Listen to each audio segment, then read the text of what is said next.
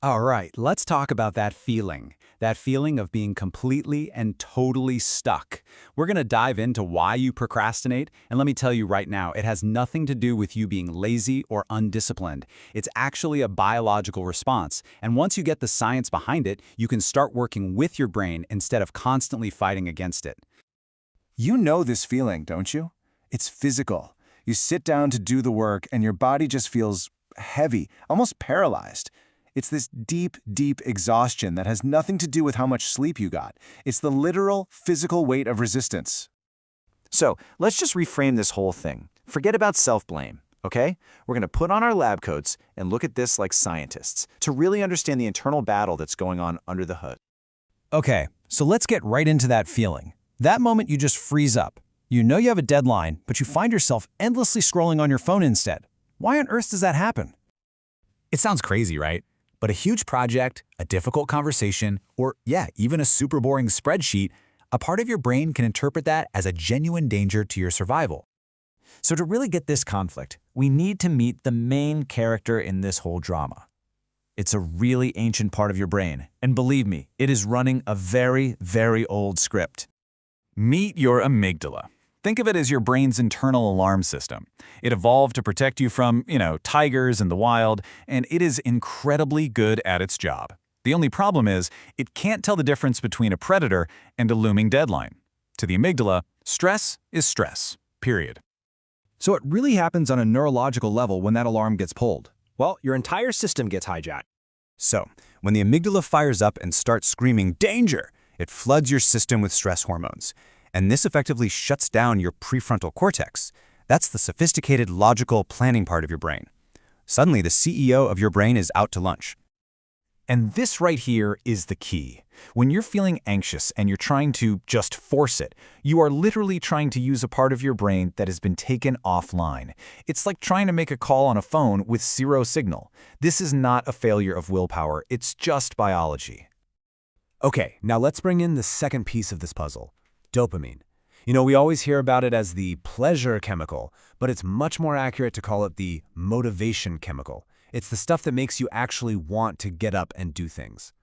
And here's what that looks like. When your brain looks at some huge, vague task, it predicts there's no immediate reward in sight, so it doesn't release any dopamine. And no dopamine means no motivation. You're flooring the gas pedal, but the tank is completely empty. Okay, so that's the bad news, right? It feels like your brain is working against you. But the good news is, we can actually trick the system. And it's a pretty simple two-part strategy. So here's the game plan. First, we have got to turn off that blaring alarm in the amygdala. And second, we need to basically manufacture a small victory to get that dopamine flowing again. The fastest way to calm that threat signal isn't to criticize yourself, it's compassion. No, seriously. Just acknowledging how hard it is, saying something like this to yourself, it acts like a pressure release valve. You're validating the feeling instead of fighting it. And listen, this isn't just some feel-good idea. It's a neurological intervention.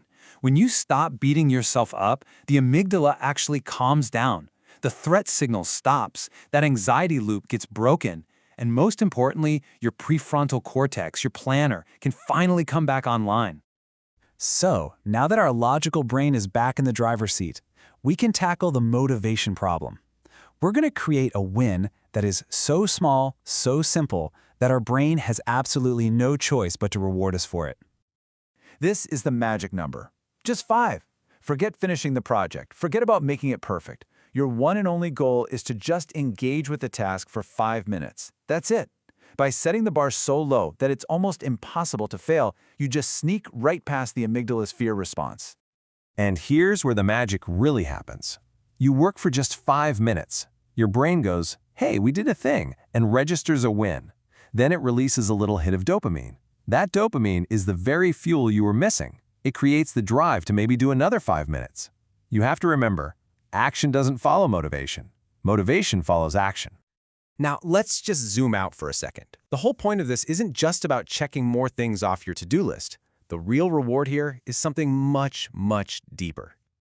I absolutely love this metaphor. You can't just force the focus section of the orchestra to play louder when the anxiety section is playing at full blast, right? But when you use these techniques to quiet the anxiety, focus and clarity, They just emerge naturally. You create the environment for it to happen. This is the real return on your investment. It's not about efficiency. It's about ending your workday with energy left over. It's about quieting that nagging voice of guilt in your head. It's about reclaiming your time and, honestly, your peace of mind. So let's not just talk about it, okay? I really want you to put this into action like as soon as this is over. So here is your challenge. Think about that one thing on your list right now. You know the one that makes your stomach clench just a little bit.